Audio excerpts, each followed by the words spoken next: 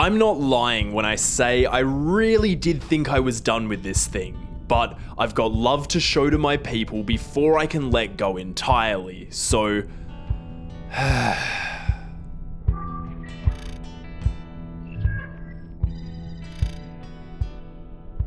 You may remember once upon a time that I made a video, this video, in which I said these words. That's why, as we leave the Infinity Saga behind us, I'm more excited than ever for where this universe is gonna take us in the future. Okay, so two things. One, I physically do not know how I used to sound like that, and two, that kinda blew up in my face because what is it now? 2023, 20-something movies? I've lost count. There are too many of them. What are we going to do? Gah. So I think it's time to declare that the Marvel Cinematic Universe is dead.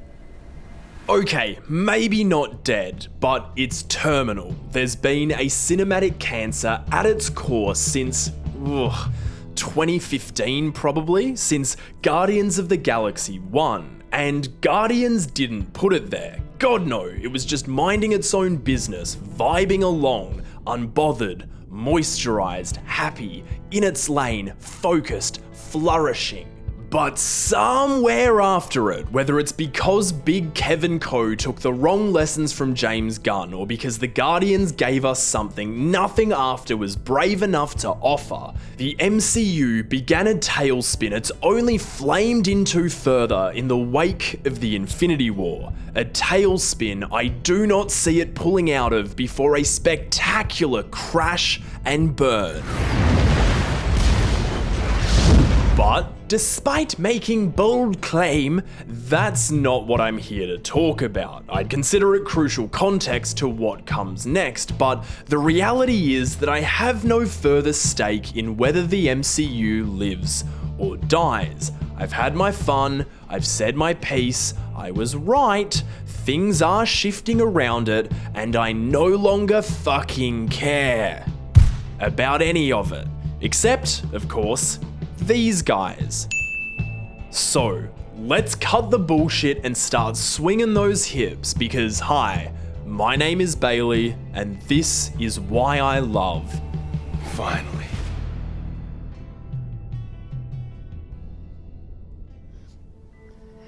Take my hand.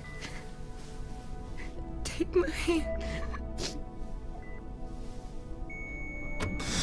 Okay. Feel that coming up. The pain, the hurt. Sit with that a second. Sit with that a second and think, this is where the movie chooses to start.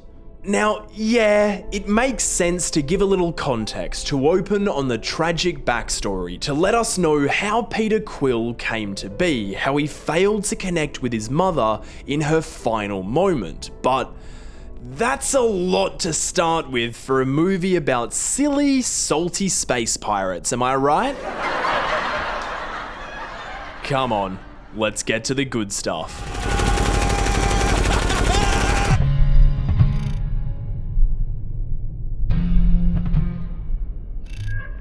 There's been a big deal made both before it came out and still some time after that writer-director James Gunn was a risky bet for this movie, and so I'd like to quell that right here. He was not. The last 10, maybe 15 years might have diluted this notion somewhat, but there was a time where a guy like James Gunn was exactly who you wanted at the wheel for your comic book movie, for a number of, what I feel like, are pretty obvious reasons. The main one being that comic books are fucking weird, man. Especially comics like modern Guardians of the Galaxy, where you've got cybernetic space rodents and talking trees and genetically engineered cosmic sorcerers. That shit is weird, and maybe I lack the foresight of the megacorp mouse, but I wouldn't be looking at Sundance darlings and the directors of You, Me and Dupree to bring that to life. No, it makes far more sense to get behind the guy who was making schlocky backyard B-movies with no budget, who was making the things he wanted, how he wanted, in the weirdest way possible. He's the kind of guy, like Tim Burton and Sam Raimi before him, that's gonna give you something 1000% fresh.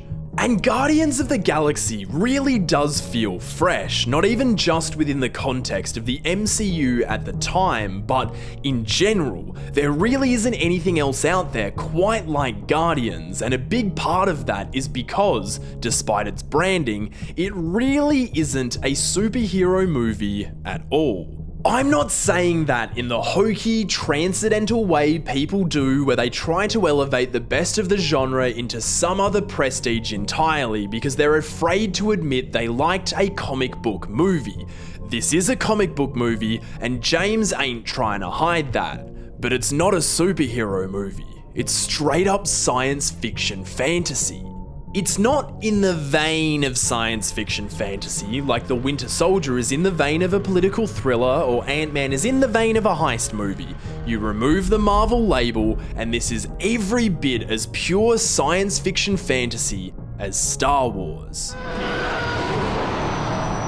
And even within that, space, where it sits alongside Flash Gordon and the Fifth Element, James puts a totally singular spin on things by pairing up a bit of visual grime and grit with a 70s jukebox score and, goddamn, a pair is 2 things and this is 3, characters who are total selfish dirtbags. What a bunch of a-holes.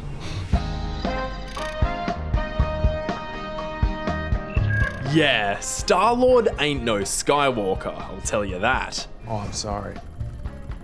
I didn't know how this machine worked. He's the galaxy's greatest himbo, a full-blown man-child, man-whore marauder, a directionless drifter with no drive or purpose beyond getting paid and getting laid, bouncing from one job to the next without a care in the universe. And I'm gonna be real, that doesn't sound half bad, but the thing is, all of that is the byproduct of never growing up, of never dealing with anything from before. Just like the gift from his dying mother, we keep all that wrapped up and stowed away and never spoken about again because dang it, we got the goofy hijinks to get down with. You got issues, Quill. Which is funny coming from Rocket, right? Because if any of our merry band of space scoundrels has unresolved issues, it's him. Rocket's got a problem with everyone because he's convinced everyone's got a problem with him. It's a nice little feedback loop he's got going on there. I'd say he's got a chip on his shoulder, but that would be in poor taste. He really ain't too different from Quill, but instead of an endless rotation of rainbow-skinned intergalactic arse by his side or under his ship or whatever, Rocket has this 8-foot-tall ent only capable of saying one thing. I'm Groot. Ah yes, Groot, my sweet boy who has not nor will ever do anything wrong. Transport all 4 to the kiln. Get out of the kiln! Well, hold up. Groot did try to kidnap someone for a bounty while causing a goddamn ruckus. So yeah, he ends up locked up alongside Star-Lord and Rocket and green-skinned Gamora, the mighty little murderess going through a sudden streak of semi-altruism, because maybe your pa's plan to murder half the universe ain't all that hot, especially when you find yourself caged in a joint where everyone wants to kill you.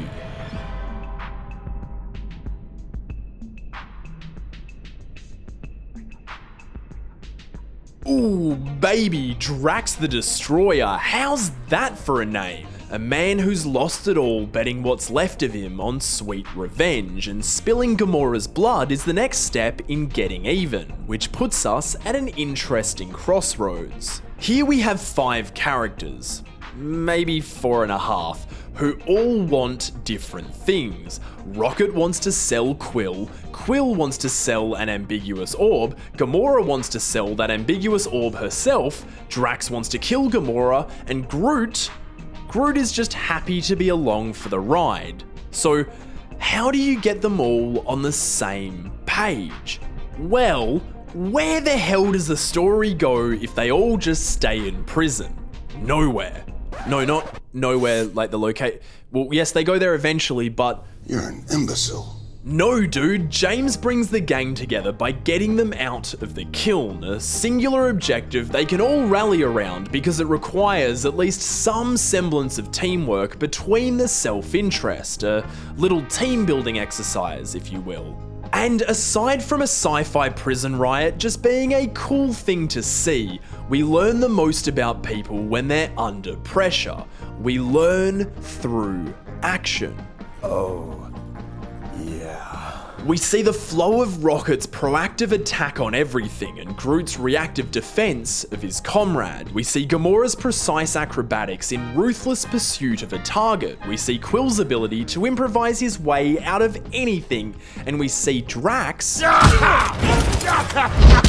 we see that Drax is just having a good old time dishing out death. And so, way before they're officially the Guardians of the Galaxy, it makes sense they'd come together, even if it is just out of sheer necessity. Shitty attitudes aside, which may be the one thing they actually have in common, the combination of their practical skills make the breakout a total cakewalk and something super, super, super satisfying to watch.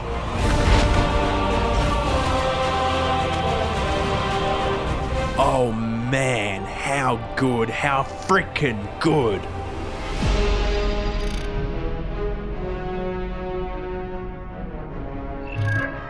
Unlike the Avengers, James doesn't take 2 hours to bring the team together for the first time. It mightn't be as triumphant just yet, but at less than 40 minutes in, he lets Tyler Bates loose with that brass and that choir to introduce us to the best main theme any of these things has. Apologies to the rest because there's some valiant efforts in the mix, but this is a theme, man, and James knows it. He wants us to know it, to feel it. When the Guardians go at it as one, we know exactly what we're gonna hear, and that motif makes those moments meaningful. In Guardians of the Galaxy, music is an open conversation with us. It's not some afterthought accompaniment meant to fly under the radar as it gently tickles a true feeling, or some overt play at utterly empty nostalgia the target audience ain't even old enough to recognize. It's a memorable, thoughtful, identifying factor of the film's very DNA. A huge part of that is that James really makes way for the music. The Guardians might never shut the hell up, but the film spends an astonishing amount of time in silence. And it's in that silence that music is allowed to speak. Yeah, music needs space to flourish, to thrive, and it gets that because Guardians is such a stripped back story. It's so far from busy to the point that less than an hour in, the characters have nothing to do but wait at a bar for the buyer of their ambiguous orb while sinking space beers. James loves doing this almost as much as he loves guns that get bigger. And I think that rocks, because these are the sequences that bring people together. Boozed up bonding, you know? And it also, much the same as the Mos Eisley Cantina did in '77, gives us a chance to really drink in the atmosphere of this sci-fi world. And there is atmosphere. Oh boy, there's atmosphere. 9 years on, it might not feel like much now that the natural, low contrast, shallow depth of field look brought to this movie by cinematographer Ben Davis has been transplanted onto every single MCU outing, from Age of Ultron to Eternals to movies he didn't even work on. But I think that the dark, murky, almost muted look of Guardians 1 is actually something special. There's no other space movie that looks like this. Every shot feels considered, the coverage thoughtful. There's not a frame that feels undercooked or rushed out the door. The lighting is layered, textured, dynamic, accentuating the meticulous handcrafted set design and exceptional makeup work. Just look at Yondu, man. Have live action blue people ever looked this good? I'm not saying Yondu's hot, just that the makeup work is...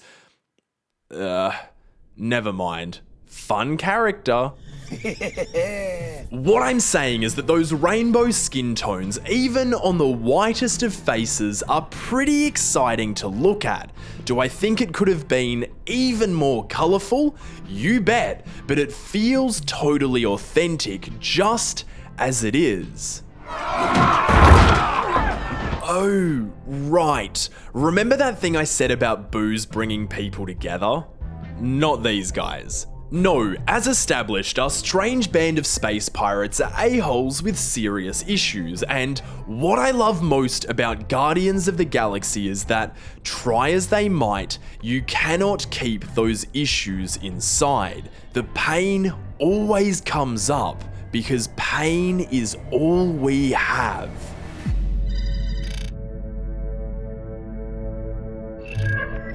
At barely halfway through, like 55% of the runtime at best, Guardians of the Galaxy sees the characters enter the dark night of the soul.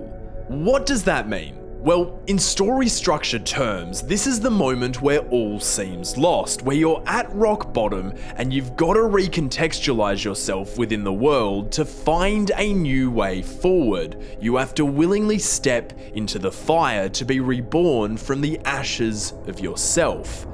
Our heroes right now, they lost the orb, got blasted into space and captured, or nearly drowned in golden goo. This is the low point. Things aren't looking too hot for the Guardians, but that's the thing. They never did.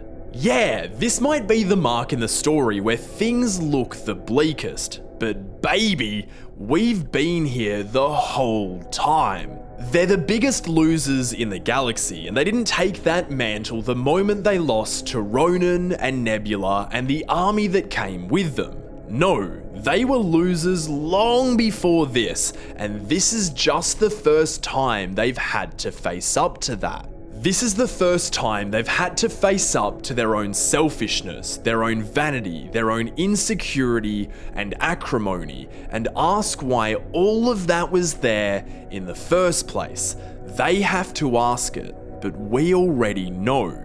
We know why it's there, because despite all those goofy hijinks between all the biting remarks and forced laughter and utterly insane things Drax says, Do not ever call me at the source. This movie was always about people in pain, and James never tried to hide that from us. That pain was there from the start, and it remained under the surface of everything that followed. And it wasn't buried deep or successfully suppressed only to be tackled at the opportune moment. No, that other layer of bullshit is so thin and it's broken at every turn because these characters want to break it. They want to express it even if they have no idea how, because no one has ever listened before now. No one has ever cared. They can play it off with sarcasm and cynicism and sex jokes all they want, but it won't change the fact they're hurting and everyone can see it. It won't change the fact that they need someone to see it, to feel it beside them, someone who knows it themselves. That's what brings this team together. That's what works so well about them. Feeling. Uncompromised, unchecked, unconditional feeling, and James never once tries to tone it down. He doesn't want to structure sadness or control the flow of complicated emotion.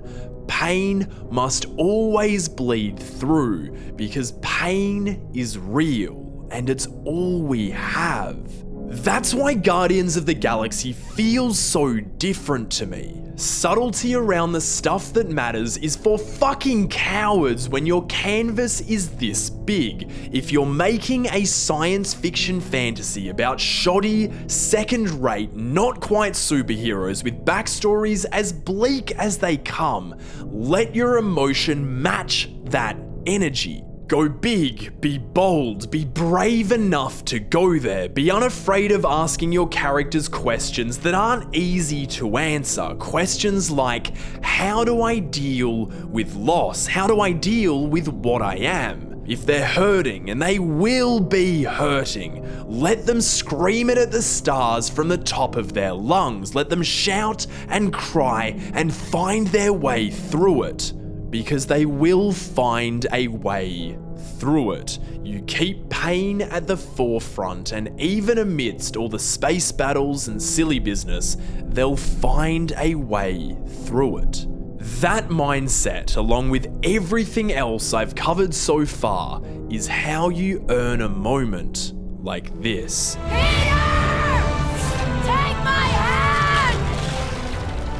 A moment where sound and picture and pain combine into something utterly euphoric and overwhelmingly triumphant. A moment envisioned with its own stunning iconography, sung with its own resounding song in a space made to hear it, built from the heartbreak that can only be resolved right then and there.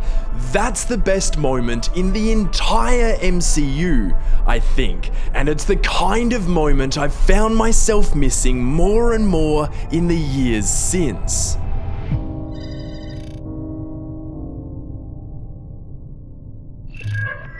I never really explained why I think the MCU is dying back there at the start, but this is it.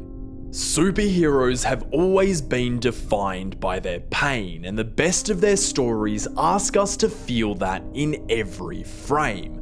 Plot can't get in the way. World building, universe building cannot get in the way. All those bells and whistles won't mean shit to us, don't mean shit to us. Honestly, they don't. Feeling isn't 5 movies down the line. Feeling is now. Now, in this moment right here. Superhero stories are at their best when they're right now. Feeling shouldn't ever have to wait for the action to stop or make room for a joke. Feeling should always be there, raw and unsanitized and unconcerned for if we're ready for it. No one's ever ready for it, and that's what makes real feeling so profound. The MCU is dying because I think it started to be afraid of feeling. Honest feeling, desperate feeling. It started being more concerned with giving us a lot and giving it easy, but catharsis without a struggle ain't no reward. It's empty, fake. It's applause for something that didn't put in the work to earn it, and that's something I cannot believe in. But who cares, really? I don't. Not anymore. It is what it is, and despite this video existing, I've moved beyond it. Because at the end of the day, I'll always have Guardians of the Galaxy, and that's a gift. When all is said and done, just like the final present from Peter's mother, feeling is all we have to take and to give.